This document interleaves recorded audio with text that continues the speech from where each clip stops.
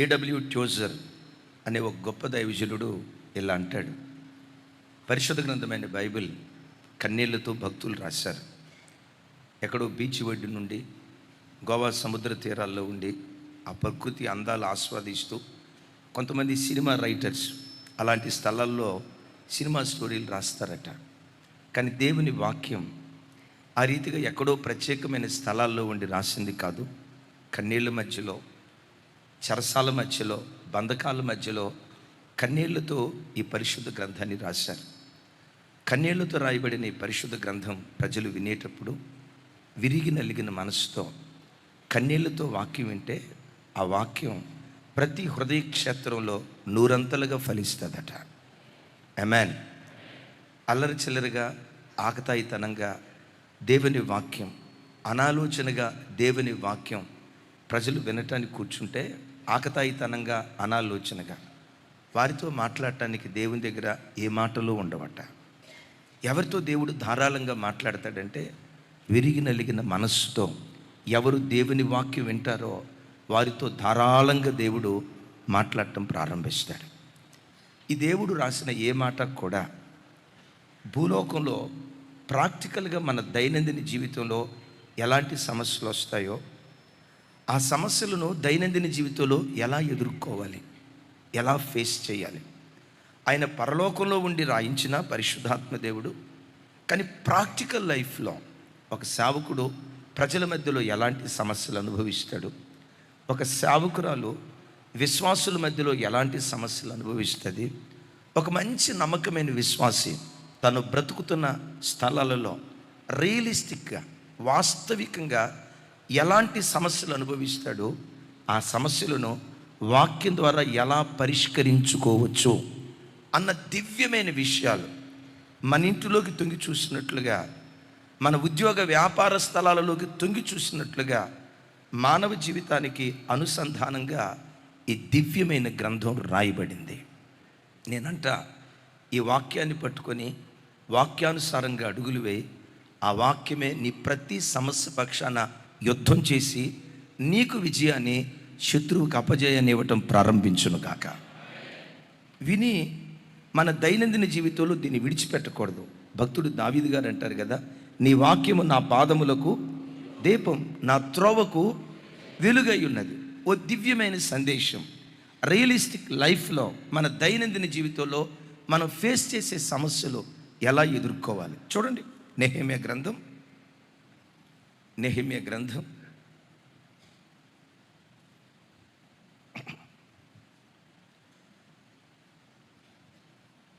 గ్రంథం 4వ అధ్యాయం 3-6 వచనాల వరకు నాతో కలిసి. మరియు అమ్మోనీయుడైన టోబియా అతని యొద్ద ఉండిన వారు కట్టిన దానిపైకి ఒక నక్క ఎగిరినట్టయినా వారి రాతి గోడ పడిపోవును అనెను. 4వ వచనం, మా దేవా ఆలకించుము, మేము తిరస్కారము నొందిన వారము, వారి నింద వారి తల మీదకు వచ్చినట్లుగా చేసి వారు చెరపట్టబడిన వారై వారు నివసించు దేశంలోనే వారిని దోపునకు అప్పగించుము. వారు కట్టువారిని బట్టి నీకు కోపము పుట్టించి ఉండిరి గనుక వారి దోషమును, కొంచెం స్వరం పెంచాలి, వారి దోషమును పరిహరింపకము. నీ ఎదుట వారి పాపమును తుడిచివేయకము. అయినను పని చేయుటకు జనులకు మనసు కలిగి ఉండెను గనుక, చదవాలి, అది సగము ఎత్తు కట్టబడి ఉండేను. చప్పలు కొడుతూ దేవునికి స్తోత్రాలు చెప్దాం. అందరూ చప్పలు కొడుతూ.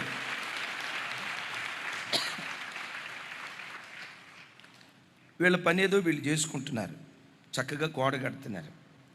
గోడ కట్టేటప్పుడు అవమానకరమైన మాటలు, ఎగతాళి మాటలు, వాళ్ళ పనితనాన్ని నిందిస్తూ ఆ గోడ కట్టేరులే తెగ, వీళ్ళు కట్టిన గోడ ఎట్లుందంటే నక్కెగిరితే చాలు ఉన్నపాటును గోడ పడిపోతుంది. ప్రార్థన అంట, బలుల ద్వారా వాళ్ళు తమను బలపరుచుకుంటారా? వాళ్ళ బ్రతుకులు చెత్త అయిపోయాయి. కాలి బూడిదైపోయాయి. ఈ చెత్తతో ఏ నిర్మాణాన్ని నిర్మించగలుగుతారు అని నోటికొచ్చినట్లుగా 3 వచనాలలో సుదీర్ఘంగా అవమానపరిచారు, నిందించారు, దూషించారు, తిరస్కారపు మాటలు మాట్లాడారు. ఆ రోజు ఏది జరిగిందో ఈరోజు ఒక దైవ సేవకుని జీవితంలో కానీ, ఆ రోజు ఏది జరిగిందో ఒక నిజ క్రైస్తవుని జీవితంలో, దైనందిన జీవితంలో సేమ్ ఇలాంటి మాటలే, ఇలాంటి కార్యాలే మన చుట్టూతో ఉన్న ప్రజలు చేస్తారు. నిన్ను కూడా అపహసించే వాళ్ళు ఉంటారు, ఎగతాళిగా మాట్లాడే వాళ్ళు ఉంటారు.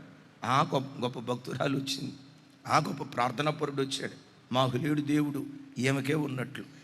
చూడు, ఆ నుదుటి మీద నోటికొచ్చినట్లుగా దూషణకరమైన మాటలు మాట్లాడతాడు. ఈ దూషణకరమైన మాటలు మన చెవుల్లో పడ్డప్పుడు మనుషులుగా మనం ఎమోషన్ గురవుతామా లేదా? భావోద్రేకాలకు గురి అవుతామా లేదా? వాడు ఒకటంటే ఏం మాట్లాడరో, వాడు ఒకటంటే వాడు ఒకాకు చదివితే నేను 10 ఆకులు చదవాలా అని కొంతమంది, ఇంకొంతమంది వాడు 10 మాటలంటే నేను కనీసం ఒక మాట అన్నానా అని సహజంగా మానవ జీవితంలో భావోద్రేకాలు పనిచేస్తాయి. కానీ ఇక్కడ నెహెమ్యా స్పందించిన విషయం చూడండి, 3 వచనాలలో దూషణకరమైన మాటలు మాట్లాడాడు. అద్భుతం. విరోధులు దూషణకరమైన మాటలు మాట్లాడుతూ ఉంటే ఆ విరోధులతో ఒక్క మాట కూడా మాట్లాడాల. విరోధి ఎదుట నిశ్శబ్దంగా ఉన్నాడు, దేవుని ఎదుట శబ్దం చేస్తున్నాడు. విన్నారు ఈ మాట? వీళ్ళు దూషణకరంగా మాట్లాడుతున్నాడు, ఎగతాళిగా మాట్లాడుతూ ఉంటే, ఎరా టోబియా, ఏమరా ఏదో అన్నావంట మమ్మల్ని, ఎరా ఏదేదో మాట్లాడేవట, రారా నీ అంతు తేలుస్తా అని వాళ్ళకి జవాబు ఇవ్వలా. ఏమి నువ్వు చూసావా, ఎవడు చెప్పాడు నీకు? ఒక చిన్న మాట కూడా వాళ్ళతో వాదించలేదు, వాళ్ళ ఎదురు నిలవబడి సమాధానం చెప్పలా. ఒక్క మాట కూడా వాళ్ళతో మాట్లాడకుండా మోకరించి దేవుని సన్నిధిలో ప్రార్థిస్తున్నాడు. అమ్మా, అయ్యా, నీ ఉద్యోగ, వ్యాపార, దైనందిన కుటుంబ జీవితంలో నిన్నెవరైనా దూషిస్తూ ఉంటే శత్రువు ఎదుట మౌనంగా ఉండు. నిన్ను గూర్చి విరోధంగా మాట్లాడే వ్యక్తుల ఎదుట నిశ్శబ్దంగా ఉండు. విశ్వసించు, నీవు నిశ్శబ్దంగా ఉంటే నీ బ్రతుకులో దేవుడు శబ్దం చేయటం ప్రారంభిస్తాడు. ఫస్ట్ మాట రాసుకోండి, విమర్శకుల ఎదుట మౌనంగా ఉండు. విమర్శకుడు ఏమంటున్నాడు? You are idiot, this is terrible, అసలు నీకు బుర్రే లేదు, నువ్వు ఒక జోక్, ఈ పనిలో నుంచి ఇప్పుడు నువ్వు బయటికి వెళ్ళిపోతావు, యు ఆర్ స్టూపిడ్. నోటుకొచ్చినట్టు మాట్లాడుతున్నారు. వాళ్ళందరూ ఆ మాటలు మాట్లాడుతూ ఉంటే చెప్పండి, ఆయన ఏం చేశాడు? అమ్మ చెప్పాలి, ఏం చేశాడు? నోటికి శుభ్రంగా ప్లాస్టర్ వేసుకున్నాడు. నా జీవితంలో కూడా విరోధులు నోటుకొచ్చినట్టుగా నేను దూషిస్తూ ఉంటే భావోద్రేకాలకు నువ్వు చోటు ఇవ్వకుండా, మానవావేశాలకు నువ్వు చోటు ఇవ్వకుండా, తొందరపాటుతనానికి చోటు ఇవ్వకుండా, ఆ భక్తిహీనుల ఎదుట నువ్వు ఎంత నిశ్శబ్దంగా ఉంటావో నీవు నమ్మిన నీ దేవుడు ఆ శత్రువు ఎదుట అంత అధికంగా శబ్దం చేయటం ప్రారంభిస్తాడు. నీవు శబ్దం చేసావా? నీవు శబ్దం చేసావా? దేవుడు నిశ్శబ్దం అయిపోతాడు. నీవు నిశ్శబ్దమైతే నీ దేవుడు మౌనంగా ఉండడు, నీ విషయమై రోషం వహించడం ప్రారంభిస్తాడు. దీని గురించి బైబిల్లో భక్తుడైన దావీదు గారు ఇలా మాట్లాడతాడు. చూడండి ఆ మాట, కీర్తనల గ్రంథం 39వ కీర్తన మొదటి 2 చరణాలు. నా నాలుకతో పాపము చేయకుండునట్లు నా మార్గములను జాగ్రత్తగా చూచుకుందును. భక్తిహీనులు నా ఎదుట ఉన్నప్పుడు నా నోటికి చెక్కము పెట్టుకుందును అనుకుంటుని, నేనేమీ మాటలాడక మౌనినైతిని. క్షేమమును గూర్చేనను పలుకక నేను మౌనముగా నుంటిని. చప్పలు కొడుతూ స్తోత్రాలు చెప్దాం. మొదటి వచనం నాతో కలిసి చెప్పండి. భక్తిహీనులు నా ఎదుట ఉన్నప్పుడు నా నోటికి చెక్కం పెట్టుకున్నా. చెక్కం పెట్టుకునేదేవి? చెక్కం వేటికి పెడతాం? పిల్లలకా, పక్షులకా, పశువులా? పొద్దున్నే బొంగురు గొంతులాగా ఉంది కదా అందరిది, అందుకని అర్థం కాల. వేటికి పెడతాను చెప్పండి. పశువుల మూతికి చెక్కం పెట్టినట్లుగా దావీదు అంటాడు, నా మూతికి చిక్కం పెట్టుకున్నా. ఎవరి ఎదుట? భక్తిహీనుల ఎదుట. ఎవరి ఎదుట? తర్వాత భక్తిహీనుల ఎదుట. ఆ భక్తిహీనుల ఎదుట ఉన్నప్పుడు కనీసం బాగున్నావా అని వాళ్ళ క్షేమ సమాచారం కూడా అడగల. ఎందుకో తెలుసా? ఈ భక్తిహీనపు సమాజంతో ఎంకెన్నా సావే, ఎంకమన్నా సావే, ఎంకన్నా సావే, ఏదో దానికి వంక పెడతాడు. ఎంకమన్నా సావే, ఎల్లయ్య అన్నా సావే, ఎల్లయ్య గారు అన్నా సావే. గారు అన్నావు అనుకోండి, అంత దీర్ఘం ఏమొద్దులే అండి. సరే ఎల్లయ్య అన్నావు అనుకోండి, ఎట కనపడుతున్నా నీకు? ఏమంత గౌరవం లేకుండా మాట్లాడతావా? నోటుకొచ్చినట్లు అంటాడు. అందుకని ప్రభు బిడ్డలారా, వీడు భక్తిహీనుడు, వీడెప్పుడు నెగిటివే మాట్లాడతాడు, కించపరిచి మాట్లాడే వ్యక్తి అని నీకు అనిపిస్తే ఆ భక్తిహీనుడి ఎదుట ఎంత మౌనంగా ఉంటావో దేవుడు అంత మహిమపరచబడటం ప్రారంభిస్తాడు. అట్లా అంటే మనం మౌనంగా ఉంటే వాడు నోటుకొచ్చినట్టు అంటాడు కదా.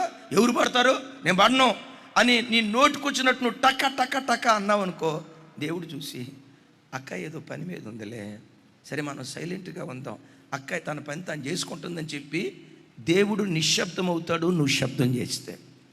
మరి విశేషంగా చెప్తాను, భక్తిహీనులను ఎదుట ఉన్నప్పుడు చివరికి భక్తి కలిగిన వాడు విమర్శించిన, బైబిల్లో ఇంకొక సన్నివేశం చెప్తాను. అప్పుడే సౌలును రాజుగా ప్రవక్త అయిన సమూయేలు అభిషేకించడానికి సిద్ధపడుతున్న దినాలు. సమూయేలును పరిచయం చేస్తూ ఇతడే ఇశ్రాయేలీయులను ఏలబోయే రాజు అని గౌరవంగా మాట్లాడారు. గౌరవంగా మాట్లాడినప్పుడు కొంతమంది మాట్లాడుతున్న మాట చూడండి. అక్కడ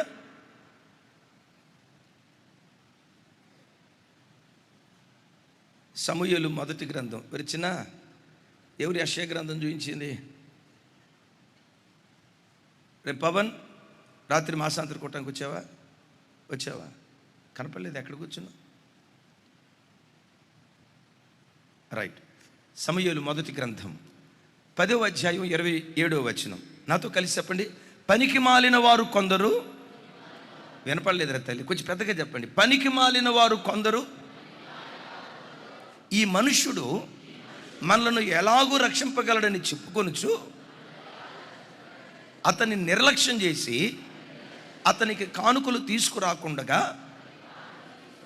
అతడు చెవిటివాడైనట్టు ఊరకుండెను. చప్పలు కొడితే యేసయ్యకు స్తోత్రాలు చెప్దాం. మీరు నాకు టకామని చెప్పండి. ఇశ్రాయేలీలందరిలో ఎత్తరి అయిన యవనస్తుడు ఎవరు? ఇశ్రాయేలీలందరిలో ఎత్తరి. విచిత్రం తెలుసా? ఏ ఇశ్రాయేలీయుడైనా సౌలు భుజాల దగ్గరికే వస్తాడు, అంత ఎత్తరి. సౌలు తండ్రి పేరు కీషు. ఎవరైనా భాగ్యవంతుడు. చెప్పండి. అందానికి అందం, భాగ్యానికి భాగ్యం, పర్సనాలిటీకి పర్సనాలిటీ. What not. ఒక యవనస్తుడు ఏం కోరుకుంటాడో అవన్నీ పుష్కలంగా సౌలులో ఉన్నాయి. దేవుడు దానితో పాటు ఆయన రాజుగా అభిషేకించాడు. సాక్షాత్తు సమూయేలు ప్రవక్త ఈయన ఇశ్రాయేలీయులను ఏలబోయే రాజు అని ప్రకటన చేస్తే ప్రజలు సప్పట్లు కొట్టాల్సింది పోయి కొంతమంది సప్పట్లు కొట్టారు. వారిలో కొంతమంది ఉంటారు పనికి మాలిన వారు. ఎవరు? నేనంట ఆ పనికి మాలిన వాళ్ళకు కూడా ఏదో ఒక పని ఉండాలి కదండి. వాళ్ళకు కూడా ఏదో ఒక పని ఉండాలి కదా. వాళ్ళకి ఏ పని లేక ఈ పని కల్పించుకున్నారు. ఏ పని? విమర్శించే పని, కృంగదీసే మాటలు మాట్లాడే పని. ఏమంటున్నారు ఈ పనికి మాలిన వాళ్ళు? ఈ మనుషుడు మనలను ఎలాగూ రక్షించగలడు అంటే వాడు చూడాలా, ఈ మనుషుడు మనల్ని ఎలాగూ రక్షింపగలడు అని అనుకుంటున్నారు కదా. వాళ్ళ అర్థం ఏంటో తెలుసా? అసలు దేవుని సెలక్షన్ తప్పురా, సౌలు గారిని కాదురా.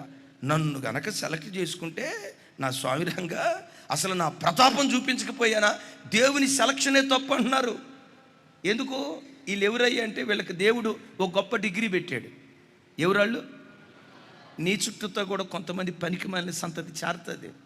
సెటైర్లు వేస్తారు, కృంగదీస్తారు, అవమానకరంగా మాట్లాడతారు, ఎగతాళిగా మాట్లాడతారు, నోటుకొచ్చినట్టు దూషిస్తారు. నీ భక్తి ఏంటో ఎరుగక, నీ విశ్వాసం అంటే ఏంటో ఎరుగక, దేవుని పట్ల నీకున్న సమర్పణ ఏంటో ఎరుగక కృంగదీసే మాటలు వాళ్ళు మాట్లాడతారు. వాళ్ళకు పొర్రపాటున నోరు తెరిచి మాట్లాడద్దు. యేసు మౌనంగా ఉన్నట్లుగా యేసు నామం పేరిట నీవు మౌనంగా ఉందువుగాక. ఈ మాటలన్నీ సౌలుకు వినబడినప్పుడు బైబిల్లో రాయబడిన మాట, అతడు చెవిటివాడైనట్టు, స్వరం ఎత్తండి సార్, చెవిటివాడైనట్టు నేనంట సౌలు స్థానంలోనే కనుక ఇంకొకళ్ళు ఉన్నట్టయితే, ఇట్లా చిన్నోడా, సౌలు స్థానంలో కనుక ఇంకొకళ్ళు ఉన్నట్టయితే ఏమిరా, ఏమన్నా నేను రక్షించలేనా? నేను రక్షించగలుగుతానో లేదో, జనాల పక్షాన్ని యుద్ధం చేయగలుగుతానో ఒకసారి చూడరా అని చెప్పి ఒక్క కిక్కిచ్చుండేవాడు. ఆడ అడ్రస్ గల్లంతైపోయి ఉండేది. అదిరా మన సౌలు అంటే.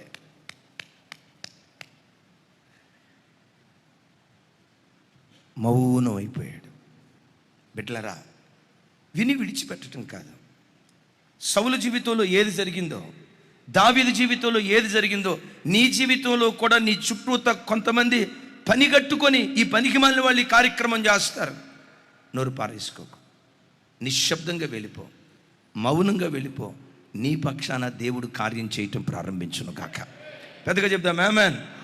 ఇందాక దావీదు గారు అన్నాడుగా, భక్తిహీనుడు నా ఎదుట ఉన్నప్పుడు నా నోటికి చిక్కం పెట్టుకున్న, చివరికి వాళ్ళతో వాళ్ళ క్షేమ సమాచారం కూడా నేను మాట్లాడలేదు అంటాడు.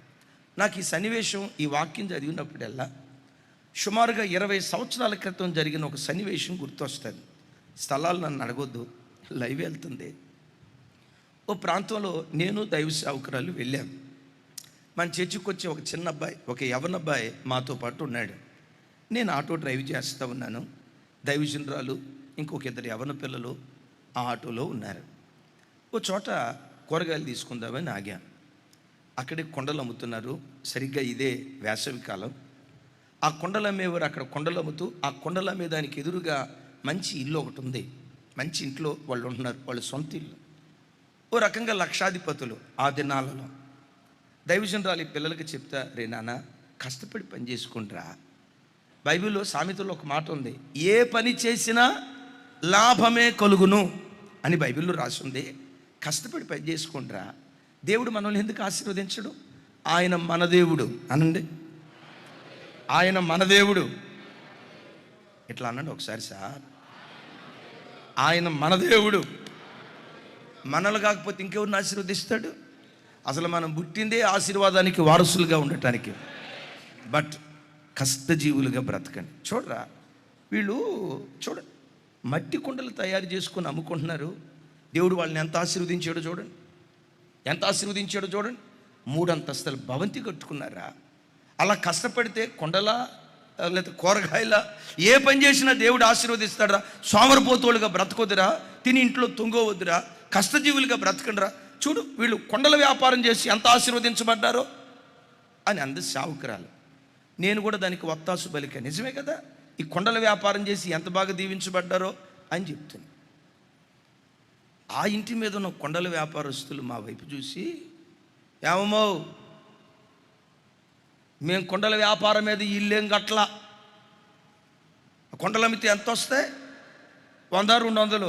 మీరు ఇచ్చే 200-300 బోడి, ఆ బోడి 200-300తో మేము బిల్డింగ్ కట్టామనుకున్నారా? ఇది మా తాతల కష్టార్జితం అంది. నేను ఆ వైపు చూసి, మేము అట్లా అనలేదమ్మా, వీడు కష్టపడమని చెప్పి సోమరిపోతుగా బ్రతకొద్దురా, కష్టజీవులుగా బ్రతకండిరా అన్న దృక్పథంతో ఈ మాట చెప్పాము అని అంటే, నా వైపు చూసి అంది, నువ్వు పెద్ద మనిషిలాగా ఉన్నావు, పెద్ద మనిషి తరహాలో మాట్లాడాలా, మీరు ఇచ్చే డబ్బులతో మేము బిల్డింగ్ కట్టుకున్నాం. అమ్మ మేము అందాది కాదు తల్లి. లేదో మీరిచ్చే బోడి 100-200తో మేము బిల్డింగ్ కట్టామా? అప్పుడు నాకు ఇంకొక మాట అంటానికి నా నోటికి తాళం వేసింది ఏదో తెలుసా? ఈ వాక్యం, భక్తిహీనులు నీ ఎదుట ఉన్నప్పుడు నోటికి చిక్కం పెట్టుకో, చివరికి క్షేమ సమాచారం కూడా మాట్లాడొద్దు అని ఆ మాట గుర్తొచ్చి, సరేనమ్మా సరేనమ్మా సైలెంట్గా వచ్చా. దైవజనమా మరలా చెప్తున్నాను, ఇన్ని మాటలు నెహెమ్యాను గురించి మాట్లాడుతూ ఉంటే కనీసం కౌంటర్ నాకు అప్పుడప్పుడు అనిపిస్తుంది. ఈ నెహెమ్యాను చూసి ఈ కాలంలో మన పాస్టర్లు అందరూ కనుక నేర్చుకోగలిగితే క్రైస్తవ్యం హాయిగా వెళ్ళిపోద్దేమో అనిపిస్తుంది. ఆ పాస్టర్ గారు ఆ మాట అంటే ఈయన కౌంటర్ వీడియో, ఈయన కౌంటర్ వీడియోగా ఆయన కౌంటర్ వీడియోగా ఈయన. నెహెమ్యాను చూడండి, నోటుకొచ్చినట్లు దూషణకరంగా మాట్లాడిన శత్రువు ఎదుట, విరోధి ఎదుట మౌనమయ్యాడు. అయితే సుమి, విరోధి ఎదుట మౌనం అయ్యాడు కానీ దేవుని ఎదుట మౌనం కాల. విన్నారా? శత్రువు ఎదుట నిశ్శబ్దంగా ఉన్నాడు, కానీ దేవుని సన్నిధిలో మోకరించి శబ్దం చేయటం ప్రారంభించాడు. ఒకసారి ఏమని ప్రార్థన చేశాడో ఇంకొకసారి ఆ మాటలు చూడండి. మా దేవా అనండి, మా దేవా ఆలకించుము. అంటే నెహెమీయా ఎరిగింది ఏంటో తెలుసా? నా దేవుడు వినేవాడు, నా దేవుడు చూసేవాడు, నా దేవుడు స్పందించేవాడు. అందుకని మనోడు ఆరాధనలో భలే చక్కటి పాట పాడాడు. ఎవరైనా నన్ను చూచువాడా నిత్యం పరిశోధించి. ఆమేన్. నాకు ఆ మాట భలే ఇష్టం అనిపించింది. మనల్ని ఈ భూమి మీద సరిగ్గా అర్థం చేసుకుని, నా వైపు చూడాలి, నిన్ను ఈ భూమి మీద సరిగ్గా అర్థం చేసుకున్న ఏకైక వ్యక్తి నీ ఆరాధ్య దైవం ప్రభువైన యేసుక్రీస్తు వారు. లోకస్తులే కాదు, కొంతమంది నీవంటే పడని వ్యక్తులతో నీవేం చేసినా వంకలు పెడతానే ఉంటారు. సామెత ఒకటి ఉంది కదా, ఏది వంకంటే, అరే చెప్పండి రా నాయన తల్లి, ఏది వంకంటే ఏ లొంక అన్నాడట. నువ్వంటే పడనోడు నువ్వు ఏవైనా చేయగాక. చూడండి, సరే వాళ్ళు వచ్చారని చెప్పి అయ్యా వందనాలు అని అన్నామనుకోండి, లోపట ఏమనుకుంటాడో తెలుసా? నక్క వినయం అంటే ఇదే. ఆడి వినయం చూడు, నక్క వినయం. సరే మరి వంకటం ఎందుకులే అని ఎట్లా అన్నావు అనుకో, చూడు ఆడికి ఎంత గర్వం, ఏం చేయాలో అర్థం కాక వంకలు పెట్టేవాడి పరిస్థితి చెప్తా. వాళ్ళు వంకలు పెట్టాలని కాదు, కానీ ఆ పట్టుకున్న దొంగోడిని ఎట్లాగైనా వాడిని హెరాస్మెంట్ చేయాలని ఆ పోలీసు ఆయన ఆ దొంగోడిని స్టేషన్లోకి తీసుకెళ్ళాడట. సరే ఆ స్టేషన్ గదిలోకి వెళ్ళేటప్పుడు ఈ దొంగోడు కుడికాలు పెట్టాడట. కుడికాలు పెడితే అన్నాడట, రేయ్ ఇది ఏమన్నా శుభకార్యమా? కుడికాలు పెడితే అని పెట్టమని లాఠీతో ఒక దెబ్బ కొట్టాడట. వెంటనే వాడు కాలు వెనక్కలాగి ఎడంకాలు పెట్టాడట. వెంటనే పోలీసు ఆయన అన్నాడట, ఎరా నీ దరిద్రం పోలీస్ స్టేషన్ కూడా తీసుకొని వద్దామని, ఎవరో ఎడంకాలు పెట్టొద్దు అని పెట్టమని వేసాడట. ఎడంకాలు వెనక్కలాగాడు. కుడికాలు పెడితే ఇది శుభం అంటున్నాడు, ఎడంకాలు పెడితేనేమో అరిష్టం అంటున్నాడు. ఏం చేయాలని అర్థం కాక ఒకేసారి రెండు కాళ్ళు లేపి కుప్పి గంతులేసి దూకుదామని కోతిలాగా దూకాడు. ఆహా, అక్కడ గోడ దూకింది చాలక, అక్కడ గోడ దూకింది చాలక మరలు ఎక్కడ కూడా దూకుతావురా అని పెట్ట కొట్టాడట. అఫ్కోర్స్ ఆ పోలీసు వారు వీడి క్రమశిక్షణ నేర్పడానికి చేశారు. కానీ నేను అనే మాట ఏంటో తెలుసా?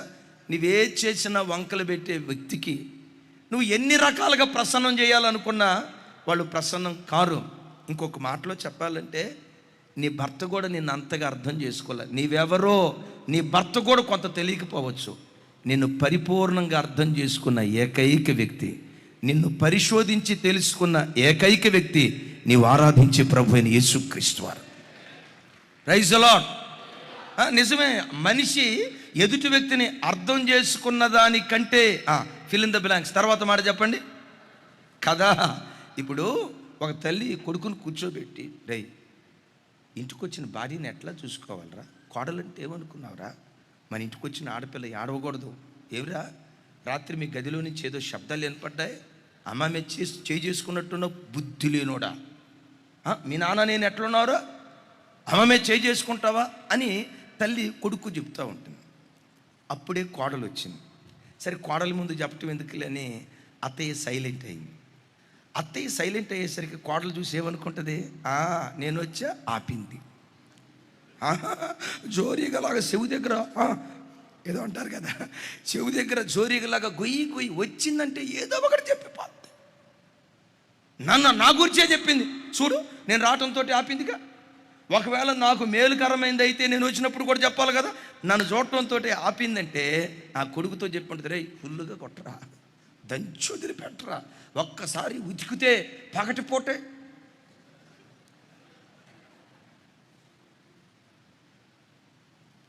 నీ భార్య కూడా నిన్ను అట్లా అర్థం చేసుకోవాలా, నీ భర్త కూడా నిన్ను సరిగ్గా అర్థం చేసుకోవాలా. నా పిల్లలారా, పరిశోధించి నీవెవరివో పరిపూర్ణంగా తెలుసుకున్నవాడు నీవు ఆరాధించే యేసుక్రీస్తు వారు. Praise the Lord. అందుకని అంటాడు, మా దేవా. పెద్దగా చెప్పండి సార్, దేవా అనలా, పెద్దగా చెప్పాలా. ఇంకొక మాట, ఇంకోసారి. దేవా అనలా, వాస్తవంగా నా దేవా అనేవాడు. కానీ ఎందుకు అనలేదయ్యి అంటే, ఇది సామూహికంగా చేసే ప్రార్థన కదా అంటాడు. మా దేవా. ఎవరి దేవుడు? మన దేవుడు. ఎవరి దేవుడు? ఆయన నమ్ముకొని ఆయన దగ్గరికి వచ్చావే, లోకం వెకిలిగా మాట్లాడుతున్నా, నోటుకొచ్చినట్టు మాట్లాడుతున్నా, మనకు దేవుళ్ళు తక్కువయ్యారన్న తెల్లోళ్ళ దేవుడిని తీసుకొచ్చారు. మీరు క్రైస్తవ కుక్కలో, అమెరికా దేశపు సొమ్ముకు అమ్ముడు పోయిన, దోపుడు సొమ్ముడు కొమ్ముడు పోయిన కుక్కల మీరు, దేశద్రోహులు మీరని మన భక్తిని అర్థం చేసుకోకుండా లోకం నోటుకొచ్చినట్టు మాట్లాడుతున్నా, తెగించి ప్రభు దగ్గరికి వచ్చావే, లోకానికి తెగించి దేవుని కొరకు నిలవబడ్డావే. విరోధుల మధ్యలో నాకు యేసే కావాలి, బ్రతికితే యేసు కొరకే బ్రతకాలని యేసు కొరకు తెగించి యేసు కొరకు సాక్షిగా నువ్వు బ్రతుకుతున్నావే. ఆ దేవుడు నీ దేవుడు కాకపోతే ఇంకెవరికి దేవుడు అవుతాడు? నీ ప్రార్థన వినకపోతే ఇంకెవరి ప్రార్థన వింటాడు? అందుకని అంటాడు, మా దేవా, మా దేవా ఆలకించుము. మేము తిరస్కారము నొందిన వారిని, వారి నింద వారి తల మీదకి వచ్చినట్లుగా చేసి, వారు చెరపట్టబడిన వారై వారు నివసించు దేశములోనే వారిని దోపునకు. అట్లాగని నెహెమ్యా చేసిన ఈ ప్రార్థన చేయకూడదు. కొంతమంది ప్రార్థన చేస్తారు, దేవా వాడు అట్లా అన్నాడు, నీవెవరవో వాళ్ళకి బయలుపరుస్తున్నాయన, నేను నీ బిడ్డనన్న సంగతి వాళ్ళు తెలుసుకున్నట్లుగా నాకు విరోధంగా లేచిన వారి కాళ్ళు చేతులు విరిసివైన ఆయన, ఉన్నపాటున వాళ్ళ ఉద్యోగం పోవునుగాక, వాళ్ళ వ్యాపారాలు ఆగిపోవునుగాక. పాత నిబంధనలో దెబ్బకు దెబ్బ ప్రార్థన చేశారు, కంటికి కన్ను ప్రార్థన చేశారు, విరోధానికి విరోధం ప్రార్థన చేశారు, పంటికి పన్ను, కంటికి కన్ను, కాలుకు కాలు, చెయ్యికి చెయ్యి అని ప్రార్థన చేశారు. కానీ క్రొత్త నిబంధనలో నీ ప్రియ ప్రభు నీకు నాకు నేర్పిన ప్రార్థన ఏంటో తెలుసా? మీరు దేవుని కుమారులగున్నట్లుగా మీరు నిలవబడి ప్రార్థించేటప్పుడు మీ శత్రువు కొరకు ప్రార్థన చేయండి. చప్పలు కొడుతూ యేసయ్యకు స్తోత్రాలు చెప్దాం. చూడండి ఆ మాట, మత్తయి సువార్త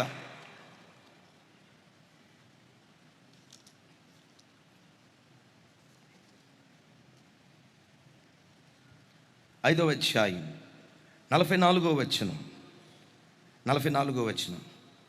నేను మీతో చెప్పినదేమనగా, మీరు పరలోకమందున్న మీ తండ్రికి కుమారులై ఉండునట్లు మీ శత్రువులను ప్రేమించుడి, మిమ్మల్ని హింసించు వారి కొరకు ప్రార్థన చేయుడి. ఒక్క మాట నా వైపు చూడండి. నీకెంత గాయాలు కలుగు చేసినా, నీ సమస్య ఏదైనా దేవుని సన్నిధిలో మోకరించి ప్రార్థించే, ఆ ప్రార్థనే నీ యుద్ధాయుధం. ఆ ప్రార్థనే నీ యుద్ధాయుధం. నీ శత్రువుతో పోరాడేది ప్రార్థన ఆయుధమే. నీ సమస్యలతో పోరాడేది ప్రార్థన ఆయుధమే. ఇప్పుడు ఇరాన్ దేశం మీద అమెరికా వాళ్ళు యుద్ధం చేస్తున్నారు. వేటితో? ఆయుధాలతో. ఇరాన్ వాళ్ళు అమెరికా దేశం మీద, ఇస్రాయేల్ దేశం మీద యుద్ధం చేస్తున్నారు. వేటితో? వాళ్ళ ఆయుధాలు ఆటం బాంబులు, వాళ్ళ ఆయుధాలు మిసైల్స్, వాళ్ళ ఆయుధాలు కత్తులు, ఖడ్గాలు, బాణాలు, ఈటెలు. క్రైస్తవుడి ఆయుధం ప్రార్థన జీవితమే. దేవుని సన్నిధిలో మోకరించి ప్రార్థన చేయి. ఆ ప్రార్థనే నీ పక్షాన పోరాడి నీకు విజయం, శత్రువుకు అపజయం అనుగ్రహించునుగాక. ఇలా దూషణకరమైన మాటలే హిజ్కియాను గురించి మాట్లాడారు. భయంకరమైన మాట ఏమన్నాడు తెలుసా రబ్షకే? ఇదిగో హిజ్కియా, నువ్వు మాకు విరోధంగా లేస్తే తస్మాత్ జాగ్రత్త, నీ దేవుడు నిన్ను కాపాడుతాడు అనుకున్నావా? ఏం దేవుడు ఒక్కడు ప్రత్యేకంగా నీకే ఉన్నాడా? ఫిలిస్తీన్లకు దేవుళ్ళు లేరా? వాళ్ళ మీద యుద్ధానికి వెళ్ళాం, వాళ్ళ దేవతలు వాళ్ళని కాపాడలేకపోయారు. అమోనీయులకు దేవుళ్ళు, అమాలేకీయులకు దేవుళ్ళు లేరా? వాళ్ళ మీద యుద్ధానికి వెళ్ళాం, వాళ్ళ దేవుళ్ళు దేవతలు వాళ్ళని కాపాడలేకపోయారు. ఒకవేళ నీవు నా దేవుడు కాపాడుతాడు అనుకుంటున్నావేమో, వాళ్ళ దేవుడు వాళ్ళని కాపాడలేనట్లుగా నీ దేవుడు నిన్ను కాపాడలేడు. మా చేతిలో పడిపోతావు, లొంగిపో. నేను లొంగను అన్నాడు. నువ్వు లొంగనన్నావు కనుక రేపు నీ మీద యుద్ధానికి వచ్చి నిన్ను వశపరుచుకున్న తర్వాత భయంకరమైన మాటలు అంటాడు. నీ మూత్రాన్ని నీ చేత తాపిస్తా. ఆ తర్వాత మాట ఏమన్నాడు తెలుసా? నీ మలాన్ని నీ చేత తినిపిస్తా అని ఎంత పొడుగు ఉత్తరం రాశాడు. హిజ్కియా ఎంత కూడా కలవరపడకుండా ఆ ఉత్తరాన్ని తీసుకొని దేవుని సన్నిధిలో పరిచి ఆ ఉత్తరం అంతా చదివి, ఇక నువ్వు చూసుకోయ్యా అని చెప్పి ఆ రాత్రి ఇంటికొచ్చి చికెన్ బిర్యానీ చేయించుకున్నాడు, ఏమా మటన్ బిర్యానీ చేయించుకున్నాడు, పీతల బిర్యానీ చేయించుకున్నాడు, రొయ్యల బిర్యానీ చేయించుకున్నాడు, కప్పల బిర్యానీ చేయించుకున్నాడు, పాములు వాళ్ళు తినరులేండి. మొత్తానికి రకరకాల టేస్టీ ఫుడ్ అంతా చేయించుకొని కడుపు నిండా తింటున్నాడు. చుట్టూతా ఉన్నవాళ్ళు, అసలు ఈ రాజుకు దిమాఖాయ్, అసలు దిమాఖ్ ఏమన్నా ఉందా? శత్రువులు చుట్టూతా ఉంటే బిర్యానీ అట్టా తిన్నాడు, ఈయనేం రాజురా, గొరకలు పెట్టి నిద్రపోతున్నాడు, ఈయనేం రాజురా అని అనుకొని నోటుకొచ్చినట్టు వాళ్ళు తప్పుగా అర్థం చేసుకొని ఉండొచ్చు. మౌనంగా ప్రశాంతంగా రాత్రి నిద్రపోయాడు. ఆ రాత్రి ఏం జరిగిందో తెలుసా? ప్రార్థించిన హిజ్కియా పట్ల యుద్ధం చేయటానికి పరలోకము నుండి దేవదూత దిగి వచ్చాడు. దూసిన కత్తి చేతబూనాడు. దూసిన కత్తి చేతబూని రాత్రికి రాత్రే 185,000 మంది శత్రువులను హతమారిస్తే రాజు వాళ్ళ ఎదుట నిలవబడలేక పారిపోయి అక్కడెక్కడో గుడిలో నిలవబడ్డాడు. దేవతా, నన్ను నువ్వు కాపాడినందుకు నీకు స్తోత్రం అని లోపు కొడుకు రాని వచ్చాడు. ఎవడురా నేను కాపాడేదని కొడుకే ఆ తండ్రిని చంపేశాడు. శత్రుశాస్త్రం లేకుండా ప్రార్థనే వాళ్ళ పక్షాన జయం దయచేసింది. ప్రార్థనే వాళ్ళ యుద్ధాయుధం. భక్తుడు అంటాడు కదా, మన యుద్ధోపకరణాలు శరీర సంబంధమైనవి కాదు, అవి ఆత్మ సంబంధమైనవి. దేవుని ఎదుట దుర్గములను సహితం పడగొట్టజాలినంత శక్తివంతమైనవి. చప్పలు కొడుతూ స్తోత్రాలు చెప్దాం. ఓ చిన్న ప్రార్థన ఎలా యుద్ధం చేస్తుందో, ప్రార్థన ఎంత గొప్ప యుద్ధాయుధమో మీకు ఒక మాట చెప్తాను. మన ఈ ప్రాంతాల్లోనే దరిదాపుగా చర్చికి దగ్గరలోనే ఒక కుటుంబం 20 సంవత్సరాలు కష్టపడి 8 లక్షలు పెట్టో 10 లక్షలు పెట్టో ఒక ఫ్లాట్ కొన్నారు. ఇది జరిగి 15 సంవత్సరాలు అవుతుంది. ఆ కొన్న వ్యక్తికి డబ్బులు ఇచ్చి కాగితాలు రాయించుకున్నారు. ఆ కొన్ని సంవత్సరాల తర్వాత అతను వచ్చి, ఇది నా స్థలం, మీరు ఎక్కడి నుంచి ఖాళీ చేసి వెళ్ళిపోండి.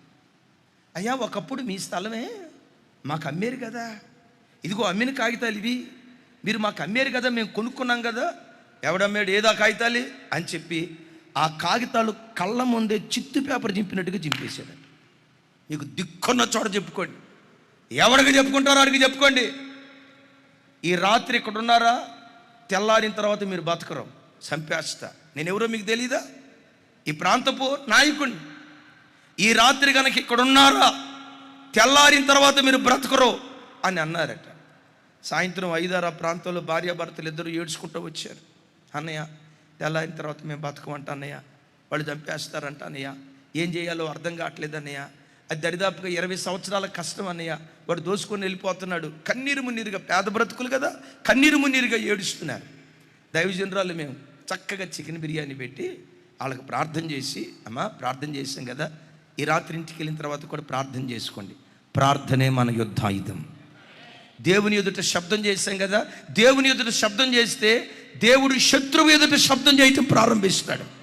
దేవుని సన్నిధిలో పోరాడాం కదా, దేవుడు శత్రువుతో పోరాటం ప్రారంభిస్తాడు. ధైర్యంగా వెళ్ళండి. రాత్రి అటాక్ చేస్తారేమో అన్నయ్య, ఏ అటాక్ చేయరమ్మా, ధైర్యంగా వెళ్ళిపోండి. ప్రార్థన చేసి పంపించాం. సరిగ్గా తెల్లవారుజాము 4-4:30 ప్రాంతంలో నాకు ఫోన్ వచ్చింది. సహజంగా అంత తెల్లారుజామున ఫోన్ వచ్చిందంటే గుండె కొట్టుకుంటుంది కదా, అంటే మామూలుగానే గుండె కొట్టుకుంటుంది, కానీ ఆ టైంలో ఫోన్ అయ్యేసరికి ఏమైపోయిందో నాకు కంగారు అయిపోయింది. ఫోన్ లిఫ్ట్ చేస్తే ఆ అక్క ఏడ్చుకుంటా ఫోన్ చేసింది. అన్నయ్య ఆయన చచ్చిపోయాడు అన్నయ్య, ఆయన చచ్చిపోయాడు అన్నయ్య అంది. ఆయన అంటే ఎవరు? భర్త కదా. నా గుండె ఆగిపోయినంత పని అయిపోయింది. అమ్మా ఏంటమ్మా అంటే, అన్నయ్య ఇంకేముంది అన్నయ్య, ఆయన చచ్చిపోయాడు అన్నయ్య అని అంది. నేను మనసులో, దేవా ఈ రాత్రి నా దగ్గరే వండిస్తే పోయేది కదా నాయన, నేను అనవసరంగా పంపిస్తేనే అని లోపు ఆమె ఏడుస్తా అంది. ఆగన్నయ్య, ఆయనకి ఫోన్ ఇస్తాను ఆగన్నయ్య అంది. నాకు అర్థం కాల, ఆయనకి ఫోన్ ఇస్తానంటుంది, ఆయన చచ్చిపోయాడు అంటుంది ఏంటి అనేసరికి, ఆయనకి ఫోన్ ఇస్తానంది అనేసరికి మొత్తానికి ఆయన ఫోన్ తీసుకున్నాడు. ఆయన ఫోన్ తీసుకొని అంటాడు, అన్నయ్య ఆయన చచ్చిపోయాడు అన్నయ్య అన్నాడు. ఏవిడికి ఆయన ఉంటాడు కానీ ఆయనకి ఆయన ఎక్కడ తెచ్చుకొని ఉంటాడు నాకు అర్థం కాల. ఆయన అంటాడు ఆయన చచ్చిపోయాడు అన్నయ్య అన్నాడు. ఏనయ్యా అన్న. అప్పుడు కొంచెం గుండె నెమ్మదించి ఏనయ్యా అన్న. ఇంకెవరు అన్నయ్య? అదే తెల్లారిన తర్వాత మీరు బ్రతకరు అన్నాడే, తెల్లారిన తర్వాత భూమి మీద ఉండరు అని అన్నాడే, ఆ వ్యక్తి భూమి మీద లేకుండా పోయాడు అన్నయ్య. ఆమేనా? మరి ఇంతకీ ఎందుకు కంగారు పడుతున్నారమ్మా మీరంటే, వాళ్ళ ఇంటోళ్ళు వచ్చి రాత్రి మీరేదో మంత్రం చేశారు అందుకని మా ఆయన చచ్చిపోయాడు. మీరే మంత్రం చేశారు? అమ్మా మేము మంత్రాలు చేసేవాళ్ళం కాదమ్మా, మంత్రాలకు చింతకాయలు నైరాల్తా, మంత్రాలకు చింతకాయలు నైరాల్తా. లాజర్ గారు, మంత్రాలకు చింతకాయలు నైరాల్తా, లేదు మీరేదో చేశారు. అప్పుడు వాళ్ళు చెప్తే నేను చెప్పాను, మనం దేవుని ఎదుట శబ్దం చేశాం కదా, దేవుడు శత్రువు ఎదుట శబ్దం చేశాడు. క్రైస్తవుడా, ప్రార్థన నీ ఆయుధం. అద్భుతం. ఈ వేద్యాల మధ్యలో మనం చేయాల్సింది ఏంటో తెలుసా? నెహెమ్యా తన వేద్యాన్ని దేవునికి అప్పగించాడు. అనండి అమ్మా, నా వైపు చూడు. ఏ వేద్యం, ఉద్యోగ, వ్యాపార, పని స్థలాలలో ఏ వేద్యాన్ని నువ్వు అనుభవిస్తున్నా, లైవ్ చూస్తున్న బిడ్డలారా, ఏ వేద్యాన్ని నువ్వు అనుభవిస్తున్నా, నీ వేద్యాన్ని దేవునికి పూర్తిగా అప్పగించు. మన ఆరాధ్య దైవం ప్రభు అయిన యేసుక్రీస్తు వారు పిలాతు న్యాయస్థానం ఎదుట నిలవబడ్డారు. పిలాతు న్యాయస్థానం ఎదుట నిలవబడినప్పుడు చూడండి, ఆ ఇశ్రాయేలు ప్రజలు ఆదివారం, మట్లాదివారపు దినాన యేసు ప్రభు వారు యెరూషలేములో ప్రవేశించేటప్పుడు పట్టణం దద్దరిల్లిపోయేటట్లుగా కేకలేశారు. ఏమని కేకలేశారు? హోసన్నా, స్వరం ఎత్తాలా, హోసన్నా జయం, హోసన్నా జయం, హోసన్నా జయం, దావీదు కుమారునికే హోసన్నా, దావీదు కుమారునికే అని యెరూషలేము దద్దరిల్లేటట్లుగా ఆదివారం కేకలేశారు. వేశారు కదా. వీళ్ళంత పుణ్యాత్మలో చూడండి, శుక్రవారం మరలా కేకలేశారు. ఏమని? ఈసారి జయం అనలా. ఏమన్నారు? ఈయన సిలువేసి చంపండి, ఈయన సిలువేసి చంపండి. ప్రజలు ఎంత గొప్పోళ్ళు అంటే, వాళ్ళకి ఇష్టమైతే దండలేస్తారు, ఇష్టం లేకపోతే చెప్పులు దండ కూడా వేస్తారు. ఈరోజేమో రాజాది రాజా, రాజమార్తాండ, రాజగంభీర ఆయన అన్నవాడు రేపు అంటాడు, వీడు నంబర్ 1 సన్నాసి చూడండి, సన్నాసి సంఘానికే ప్రెసిడెంట్ అండి. నేనంట, వాడెవడో పొగిడాడు అని పొంగిపోకు, వీడెవడో విమర్శించాడు కృంగిపోకు, నివేద్యాన్ని దేవునికి అప్పగించాం. ఈ ప్రజలంతా నోటుకొచ్చినట్టు మాట్లాడుతూ ఉంటే బైబిల్ ఒక మాట రాస్తుంది, నా వైపు చూడాలి. యేసు వారికి ఉత్తరం ఇయ్యలేదు. వదకు సిద్ధపడిన గొర్రెపిల్ల కసాయి వాని ఎదుట మౌనంగా ఉన్నట్లుగా చుట్టూతా కసాయి ప్రజల మధ్యలో యేసు మౌనంగా ఉన్నాడు. దైవజనమా, కసాయి వ్యక్తులు నీ చుట్టూతా ఉంటారు, నిలువున గొంతు కోసే వ్యక్తులు నీ చుట్టూతా ఉంటారు. కసాయి వర్గంలో ఇంకొక డిగ్రీ పొందిన వాళ్ళు ఉన్నారు, తడిగుడతో గొంతులు కోస్తారు. విన్నారా? కత్తి తీసుకొని గొంతులు కోయటానికి వస్తే ఇటు కసాయిడ్లే అనుకోవచ్చు. కొంత బ్యాచ్ కత్తితో రారు, దేంతో వస్తారు? ఆ తడిగుడతో ఎట్టకు వస్తారని నన్ను అడుగుతూ నాకు కూడా తెలియదు. విన్నారు? ఇక్కడ ఇలాంటి కసాయి వ్యక్తులు నీ చుట్టూతో ఉంటారు. యేసుక్రీస్తు ఎదుట ఈ కసాయి వాళ్ళు వస్తే అపోస్తుడైన పేతురు వారు దగ్గరుండి, యేసయ్యను దగ్గరుండి కళ్ళతో చూసి ఓ దివ్యమైన మాట అంటాడు. చూడండి, పేతురు పత్రిక, 1 పేతురు పత్రిక 2వ అధ్యాయం 23వ వచనం. నాతో కలిసి, ఆయన దూషింపబడి బదులు దూషింపలేదు, ఆయన శ్రమ పెట్టబడి బెదిరింపక న్యాయముగా తీర్పు తీర్చు దేవునికి తన్ను తాను అప్పగించుకునేను. చప్పలు కొట్టు దేవునికి స్తోత్రాలు చెప్దాం. నా వైపు చూడాలి అందరం. ఆయన దూషింపబడి బదులు దూషించలేదు. అమ్మా, నా వైపు చూడు. నిన్ను ఎవరైనా దూషిస్తున్నారా? ఆ మాటలు విని మనిషివి కదా, సాధారణంగా మనుషులం కదా, ఉప్పు కారం తినేవాళ్ళం కదా, సహజ సిద్ధంగా కొన్ని భావోద్రేకాలు. వాడు దూషించాడు, మనం కూడా ఒక మాట అనాలా, లేకపోతే వాడు చెప్పే అబద్ధమే జనాలు నిజం అనుకుంటారు, నేను దోషిని అనుకుంటారు, నేను కనీసం నోరు తెలిసి ఒక మాట అనాలి అని మనుషులుగా మన లోపల పనిచేస్తారు. కానీ ప్రభువుని గురించి ఏమని రాసిందో తెలుసా? దూషింపబడి బదులు దూషించలేదు, ఆయన శ్రమ పెట్టబడి బెదిరింపక అనండి. ఆ మాట నిజంగా యేసయ్య బెదిరించవచ్చు. ఏమని బెదిరించవచ్చు? రేయ్, ఏంటి నేను దయ్యాల కుమారుణ్ణి అంటున్నారా? నేను ఎవరినో తెలుసా? దేవుని కుమారుణ్ణిరా. నన్ను పట్టుకొని దయ్యపు కుమారుడు అన్నారు కనుక రేపు మీ జీవితంలో ఏం జరిగిద్దో చూడండి. ఏలియా తనను బంధించడానికి వచ్చిన ప్రజల మీద ఏం కురిపించాడు? అసలు ఏలియాకి ఆ శక్తి ఇచ్చింది ఎవరు? మీరా? ఎవరిచ్చారు? ఏలియాకి ఆ శక్తి ఇచ్చింది నేను. నా శక్తి పొందుకున్న ఏలియానే అంత శక్తివంతుడైతే నేను ఇంకెంత శక్తివంతుడవుతా కదా. ఉన్నపాటున బూడిదైపోతారు. ఎవరు అనుకున్నారు నేను దేవుని కుమారుండ్రా అని బెదిరించాను. కానీ ప్రభు ఎవరిని బెదిరించలేదట. బెదిరించకుండా ఒక అద్భుతమైన మాట, న్యాయముగా తీర్పు తీర్చు దేవునికి తన్ను తాను అప్పగించుకునేను. చెప్పకూడదు. ఏమని రాస్తుంది? ఆయన ఎట్లా తీర్పు తీరుస్తాడు? ఆయన త్రాసు న్యాయమైన త్రాసు. మనుషుల కోర్టులో నీకు అన్యాయం జరిగిందేమో, దేవుని కోర్టులో ఎప్పుడు నీకు న్యాయమే జరుగుతుంది. ఎందుకో తెలుసా? ఈ దేవునికి పెట్టబడిన పేరు నీతి కలిగిన న్యాయాధిపతి. తప్పుడు త్రాసు, వేరు వేరు తూనిక రాళ్ళు నీ దేవునికి హేయం. నీ దేవుడు అసహించుకుంటాడు. అందుకని వాక్యం అంటుంది, న్యాయముగా తీర్పు తీర్చు దేవునికి తన్ను తాను అప్పగించుకునేను. సిలువేశారు. ఈయన దేవుని కుమారుడైతే తన్ను తాను రక్షించుకోలేకపోయాడే. సమాధి చేశారు. నోటుకొచ్చినట్టు మాట్లాడారు. 3 రోజులు మౌనంగా ఉన్నాడు. యేసయ్య మౌనంగా ఉన్నాడుగా, యేసయ్య నిశ్శబ్దంగా ఉన్నాడు కదా. ఇప్పుడు పరలోకపు తండ్రి శబ్దం చేయటం ప్రారంభించాడు. ఆదివారం తెల్లవారుతుండగా సమాధి గుండెను చీల్చి ఆ బండరాయిని తొలగించి మృత్యుంజయుడై తన కుమారుణ్ణి లేవనెత్తాడు. మృత్యుంజయునిగా తన కుమారుణ్ణి లేవనెత్తాడు. దీని గురించి అపోస్తుడైన పౌలు వారు అపోస్తుల కార్యాల్లో లోకభక్తుడు ఇలా అంటాడు. చూడండి ఆ మాట నాతో కలిసి. 2వ అధ్యాయం 36వ వచనం.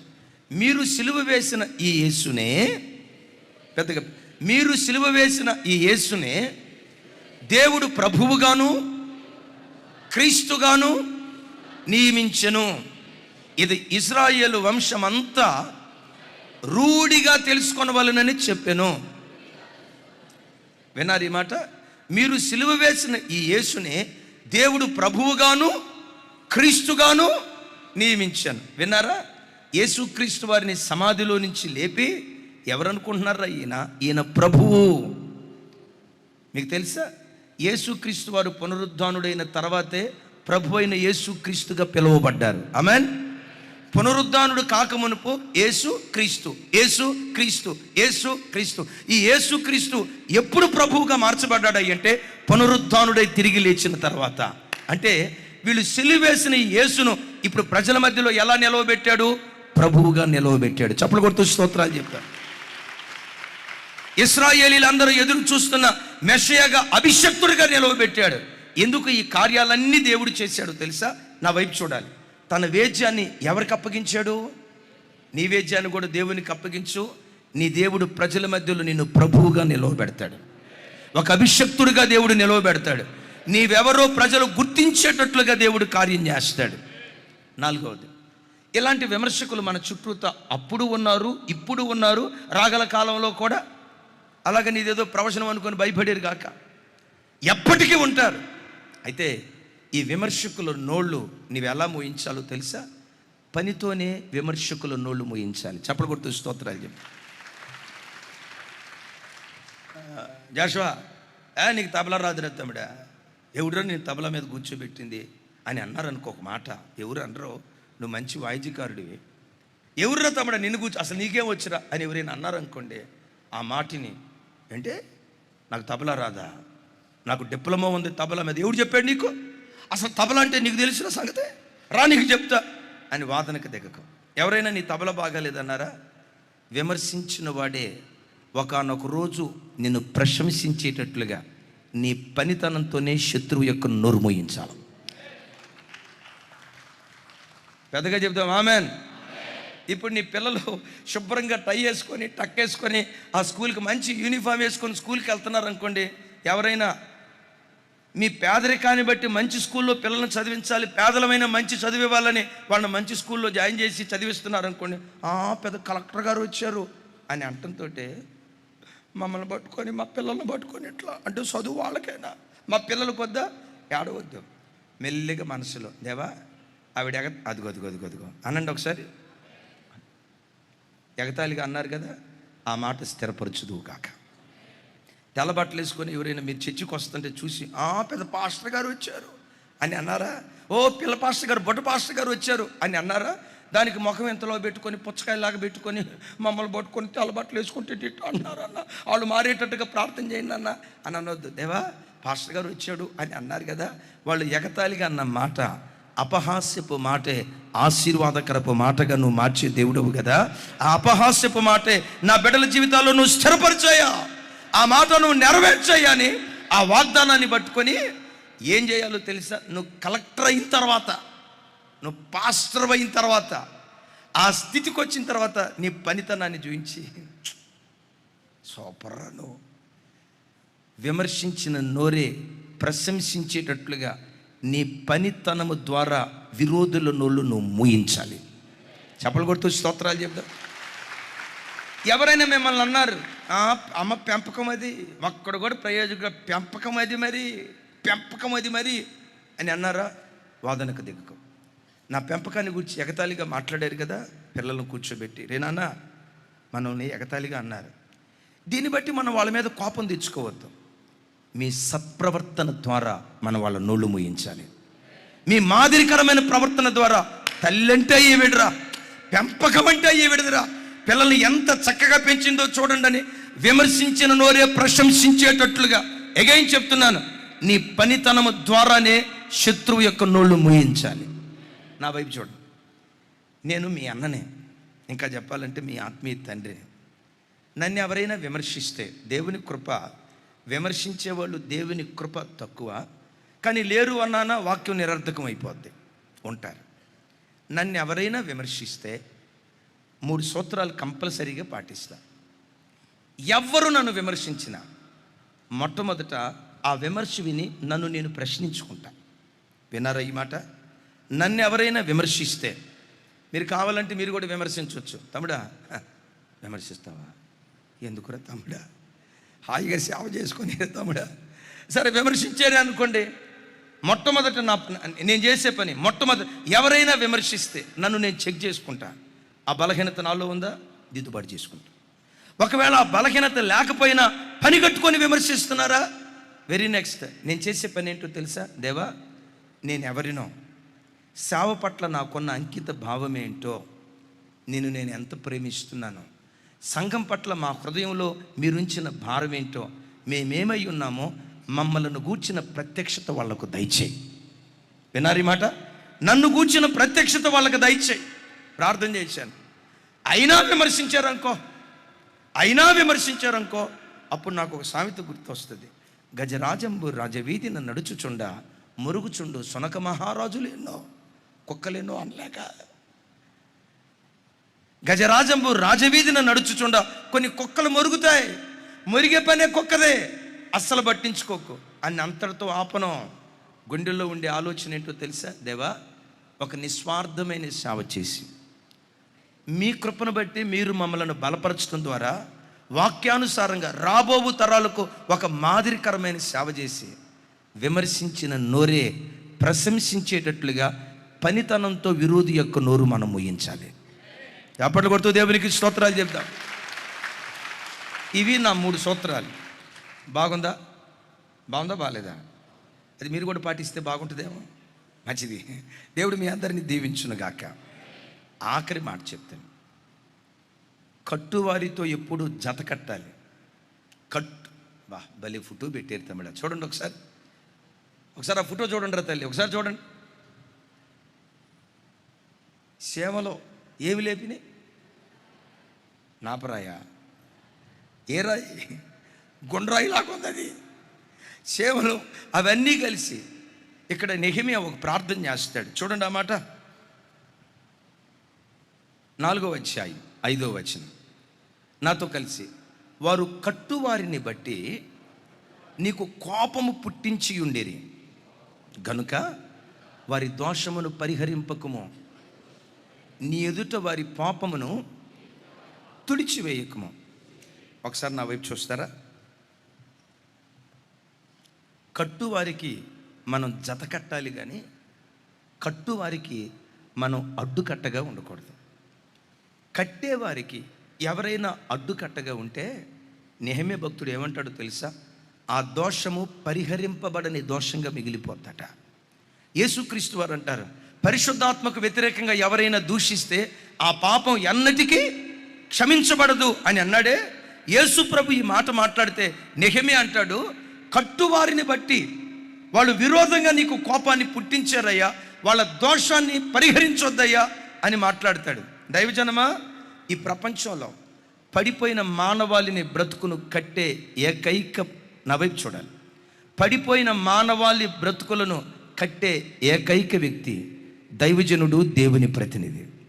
పడిపోయిన వ్యక్తుల కుటుంబాలను నిలవబెట్టే ఏకైక సంస్థ జీవము కలిగిన దేవుడు, జీవము కలిగిన దేవుని సంఘం. పడిపోయిన బ్రతుకులు త్రాగుడులో, వ్యభిచారంలో, అక్రమంలో, రకరకాలైన అపవిత్రపు కార్యక్రమాల్లో మనిషి పడి చెడి జీవితాన్ని పాడు చేసుకుంటా ఉంటే మీ ఎదుట నిలవబడిన నేను, ఈడ కూర్చున్న దైవ సేవకురాళ్ళు వాళ్ళ జీవితాలు అంకితం చేసుకొని సేవకు వచ్చింది ఎందుకో తెలుసా? పడిపోయిన బ్రతుకులను నిలవబెట్టాలని, కూలిపోయిన కుటుంబాలను కట్టాలని. దేవుడు మనకిచ్చిన పరిచర్య, నా వైపు చూడాలి, దేవుడు మనకిచ్చిన పరిచర్య పడిపోయిన వాటిని కట్టే పరిచర్య. కట్టబడిన వాటిని పడగొట్టే పరిచర్య లోకంలో ఉంది. లోకంలో కొంతమంది రాజకీయ వ్యక్తులు ఈ కట్టబడిన కుటుంబాలను పడగొడతారు. ఈ ప్రపంచంలో పడిపోయిన బ్రతుకులను కట్టే ఏకైక పరిచర్య దేవుడు మనకు అప్పగించిన దివ్యమైనటువంటి పరిచర్య. అయితే మీరు అందరూ ఏం చేయాలో తెలుసా? కట్టే ఈ పరిచర్యలో జత కట్టాలి. ఆమేన్ అనండి ఒకసారి. ఏం చెప్పాను? కట్టే ఈ పరిచర్యలో జత కట్టాలి.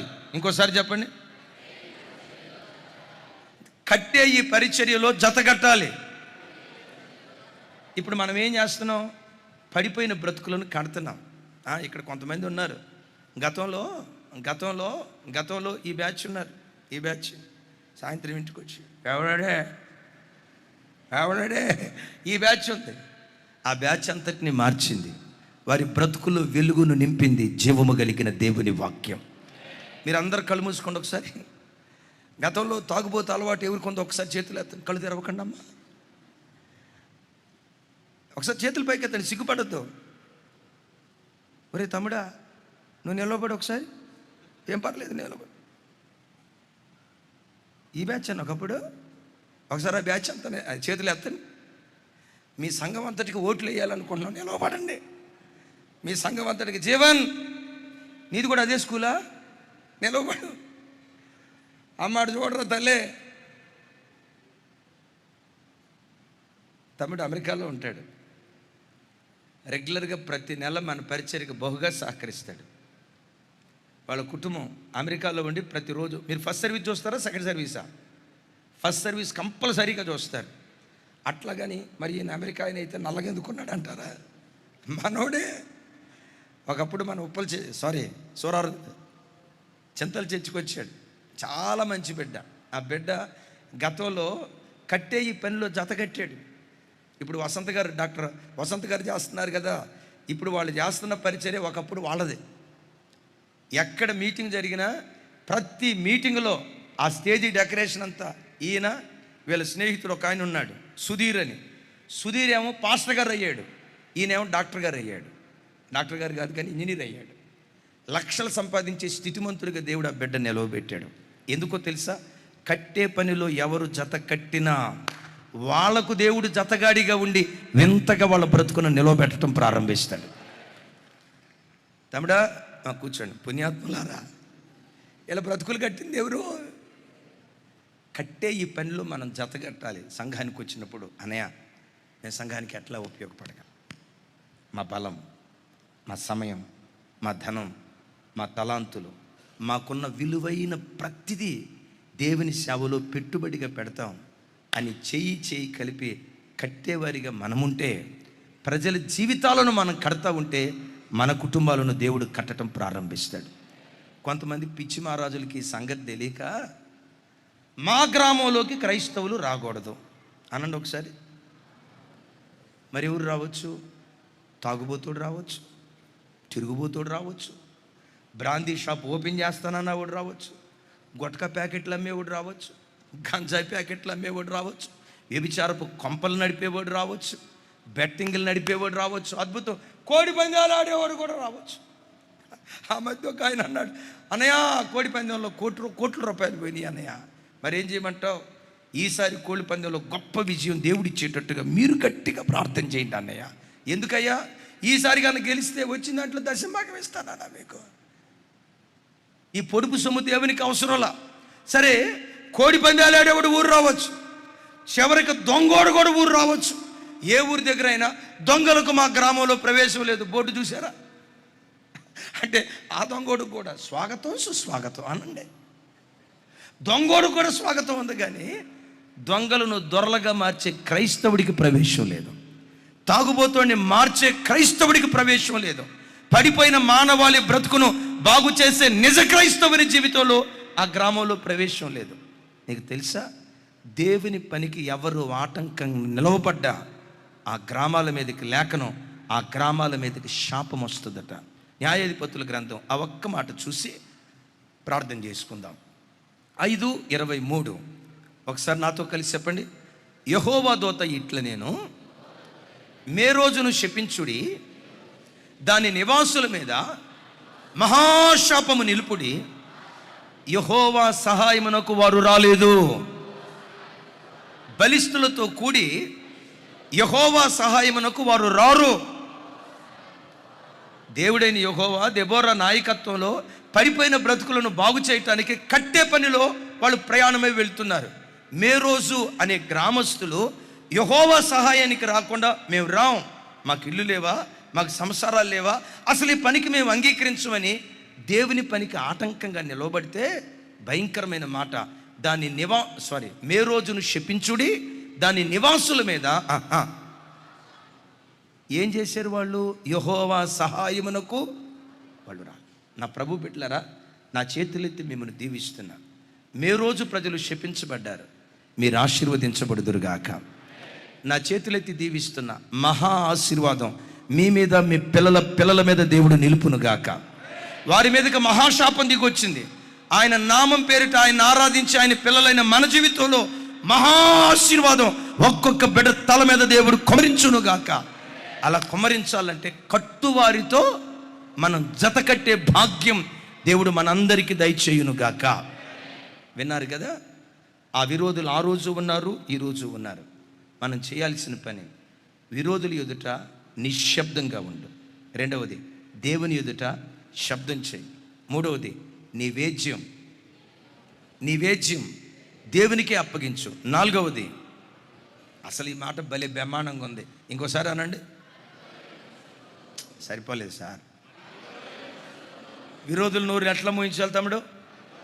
విరోధుల నోరు ఎట్లా మోయించాలా? నీ పనితనంతోనే విరోధుల నోరు మోయించాలి. ఆఖరి మాట, కట్టువారితో. మీరు ఎవరి జత? సైతాన్ గారి జత, మా జత? మీరు ఎట్ట చూస్తున్నారంటే మా చుట్టం ఎట్ట వదిలిపెడతామండి. మనం సైతాన్ గారి జతగా ఉందామా, దేవుని జతగా ఉందామా? లోకస్తుల జతగా ఉందామా, దైవ సేవకుల జతగా ఉందామా? అయ్యా, దేవుని రాజ్య వ్యాప్తిలో మీ జతగా మేము ఉంటామన్న వాళ్ళు షేక్ హ్యాండ్ అక్కడ కూర్చొని ఏంటి లైవ్ చూస్తున్న బిడ్డలో కట్టేవారిగా ఈరోజు క్రైస్తవ్యాన్ని దేవుడు నిలవబెట్టాడు. ప్రపంచం మన ద్వారా కృపగల దేవుడు కట్టునుగాక.